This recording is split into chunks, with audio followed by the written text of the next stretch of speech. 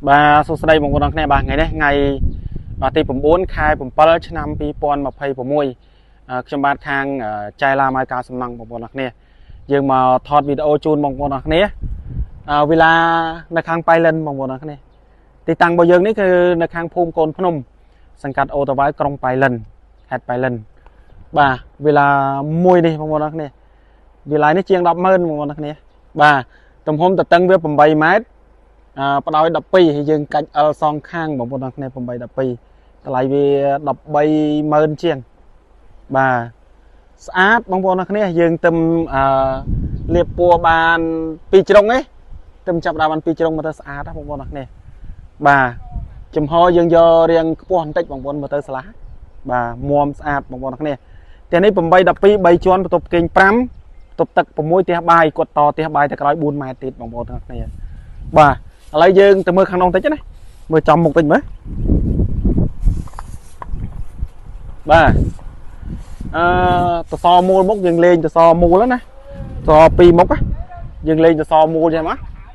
ស្អាតស្អាតសម្រាប់ជាងយើងបាញ់ក្រើមបងប្អូនទាំងគ្នាចាស់តែគាត់ឆ្លាញ់បាញ់ក្រើម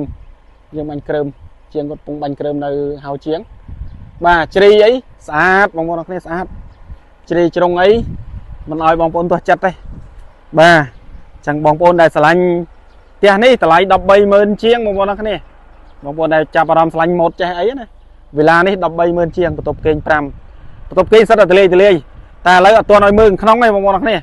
អត់ទាន់ឲ្យមើលក្នុងទេដោយសារក្នុងអត់ទាន់ហើយជាងពងវាយការ៉ូហើយបៀកខាងក្នុង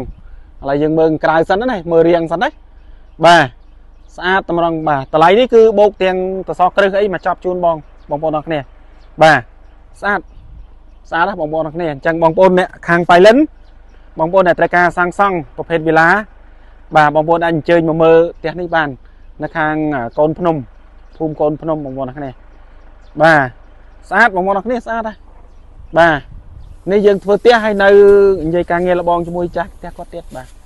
ឡូវយើងស្រោតការងារផ្ទះសិនបាទអញ្ចឹងបងប្អូនដែលចង់ធ្វើវិឡាកុំភ្លេចជាមួយនឹងចៃឡាម៉ៅការសំណង់មិនត្រឹមតែវិឡាទេកពើហាក៏ធ្វើតបលបុកក៏ធ្វើយើងធ្វើបងប្អូនទាំងគ្នាយើងធ្វើម៉ៅដាច់កាន់សោចូលនៅតំណងគ្រប់គម្រោងទាំងអស់អញ្ចឹងបងប្អូនដែលត្រូវការសាងសង់ឆាតមកលេខខ្ញុំបាទ097 67 57 330ម្ដងទៀត097 67 57 330បងប្អូនឆាតមក Telegram ខ្ញុំបាទមក